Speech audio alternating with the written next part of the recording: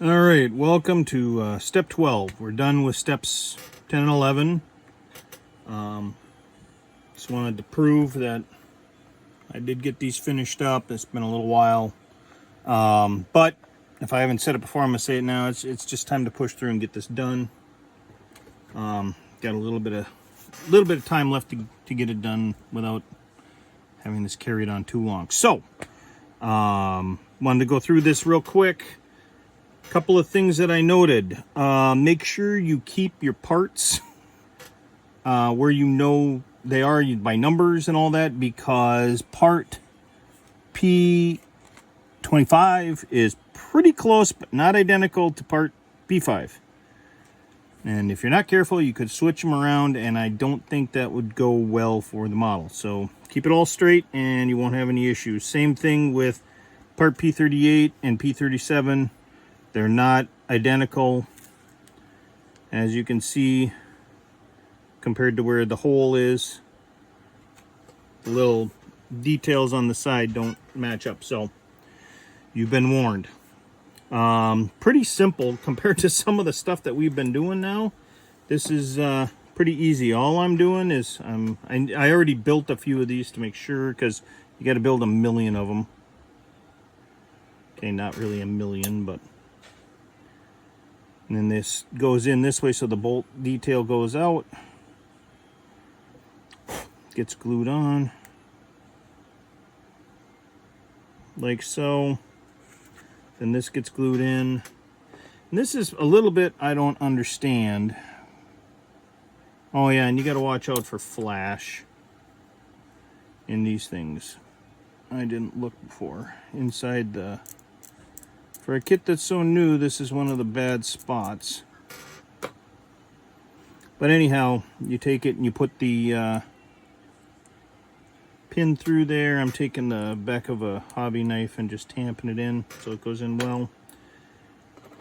And then all you're doing is putting glue on this outside of the rim, maybe just a little bit on the inside. Sorry, got to get that in there again. And that goes right in there. Boom, done. P38. Now if you look on here carefully and you screw this up, you can see there's the dot and then the two details up there, so that you can keep it straight if you need to, if for some reason you mix them together. And it's the same thing this way. This one does not have flash in it. Just glue.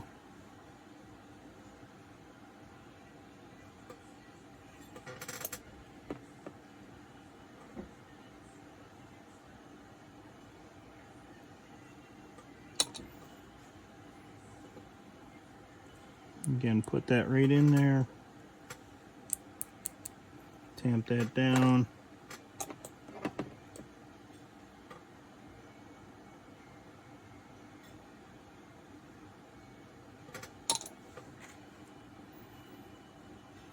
Oh, jeez. Don't launch the parts. But anyways, that goes in like so.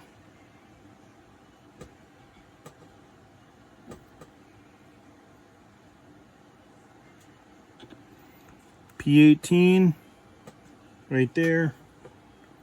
I'm going to show you how this works. So you take one of these, goes on over here, push it. One of these, I'm going to take this one from over here. Make sure you line up the holes generally, and you can see how this goes.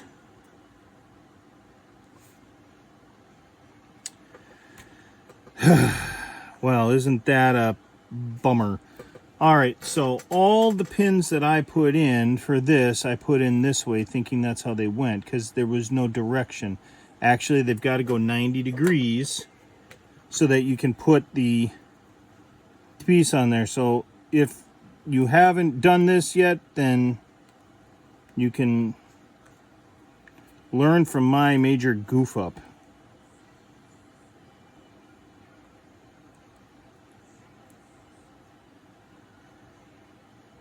Thankfully, it looks like it can take some twisting without a problem. Yep, no problem. There we go. So I will be doing the twist on all of those in the future. But again, make sure that these are rotatable. And it goes with the... How in the world? So this is supposed to, with the bolt detail going forward, you're supposed to slip this inside. I'm not so thrilled with this. How I'm going to do this, not break anything. There we go. Okay, got that. And then it clipped. This should have all been done when I was putting these cylinders, these parts on. Not waiting till now. All right.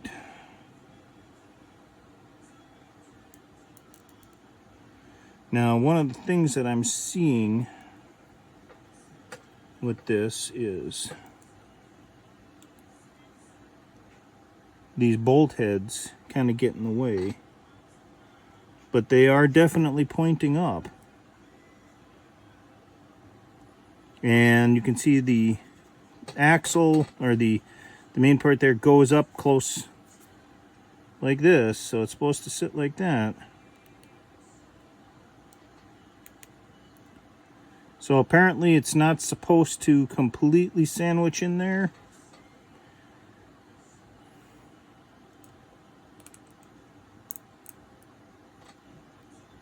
But this is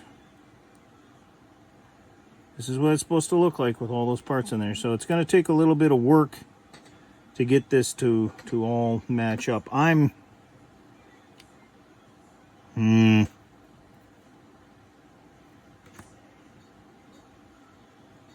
guess not too thrilled, but I'll take that as a win there. So what I'm going to do is put a little glue on this to get that started. Little glue there, and a little glue for the main axle part there.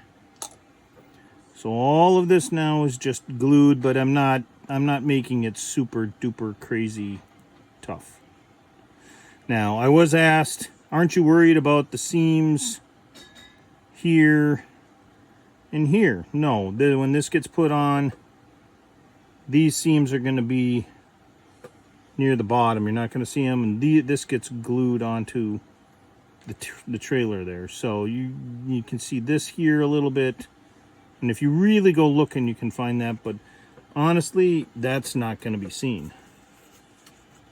You've got to want to find it.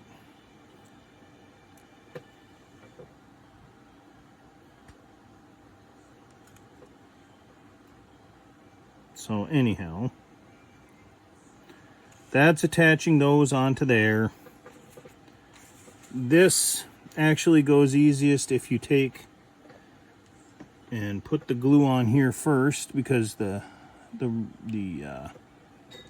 outer part of the rim goes right on there. So you can just kind of slide it and it just pushes right on, makes two nice holes when you're done. You can flip this over then and you can see the seam, and then if you want, you can just run a little bit of glue right down in there, and you've got it as far as that goes. And then you can see you add this ring right here.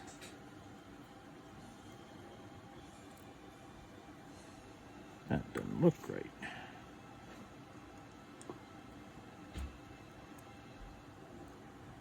That doesn't look right either. So you'll notice that there seems to be a gap there. When I put this one together, there's no gap. That's not right. I must have switched the parts, like I said. Yeah, I did. So, as I was saying, don't mix the parts. And there is some flash. So be aware you may have to clean this up to get this to work.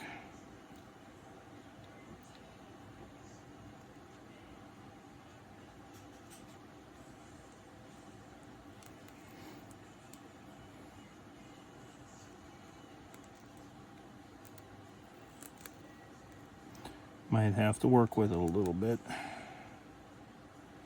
So once I get the rims to actually hold down like they're supposed to, just to make sure that I've got enough strength, because when you put those rubber tires on, if that's what you're going to do and you don't have aftermarket, you want that to hold together nice and strong.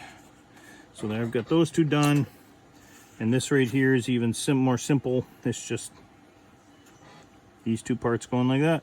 Boom, done. So just put a little glue on the inside here.